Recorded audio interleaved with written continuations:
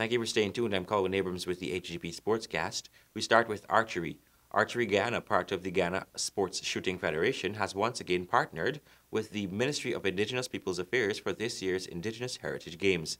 Stanford Howard has more. This year, Archery Guyana and the Ministry of Indigenous Peoples Affairs are set to run off their archery competition at Saturday's Indigenous Heritage Games, which will be held at the Everest Cricket Club ground, Carifesta Avenue and Camp Road. The hope is to make it even bigger than last year. This year's games will follow a much more traditional format, with archers coming from various regions, both males and females, bringing their own archery equipment along with what the Ministry and Archery Guyana would also provide. The competition will also be held closer to the middle of the field to allow spectators in the stands and clubhouses to have a better view of the action, with qualifiers being held on the Thursday, Saturday, September 23rd from 11 a.m. to 2 p.m., and semi-finals and finals on the second day, Sunday, September 24th from 1 p.m. to 3 p.m. under World Archery rules.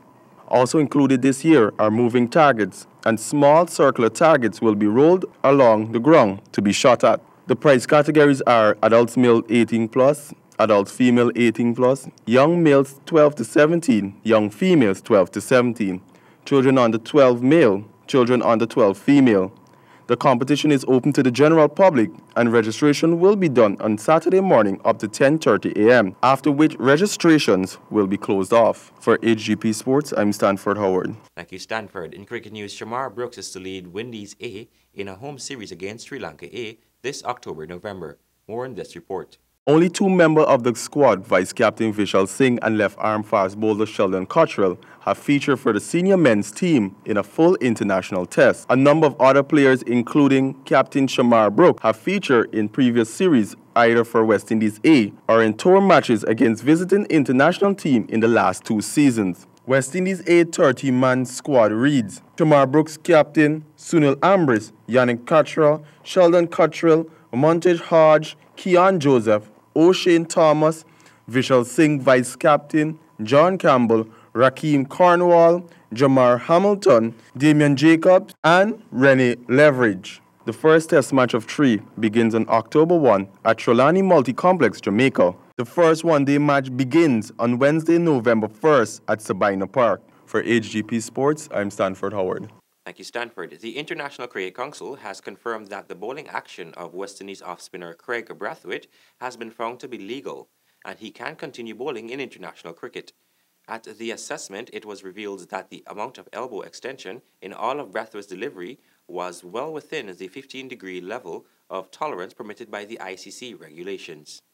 Brathwaite was reported during the first test against England at Edgbaston, and the independent assessment was performed at the Loughborough Testing Centre on August 31.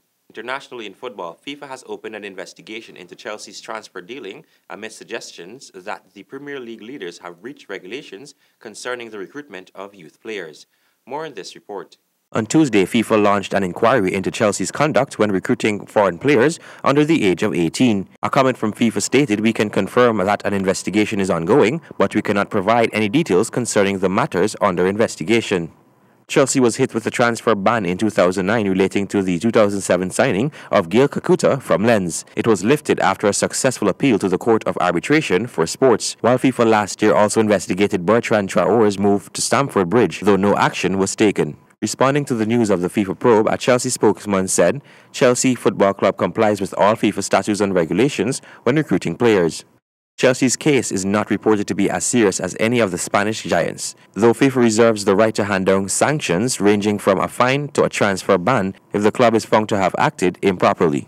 And finally, FIFA imposes a 6-year ban on Caribbean Football Union President Gordon Derrick after he was found guilty of 6 different breaches of FIFA's ethics code. More in this report. Gordon Derrick has been banned from all FIFA-related activities for 6 years by FIFA's Ethics Committee. Derrick replaced Jack Warner as CFU boss in 2012 and was favored to follow Warner's path to presidency of CONCACAF until he was blocked from standing in the 2016 elections. FIFA said the case against Derek focused on alleged conflicts of interest, offering and accepting gifts and other benefits, mismanagement of funds, abuse of position, and disloyalty.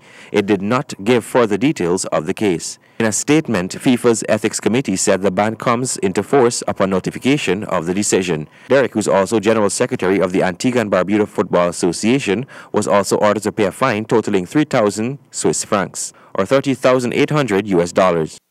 That is all we have for this edition of the HGP Sportscast. Back to you, Travis.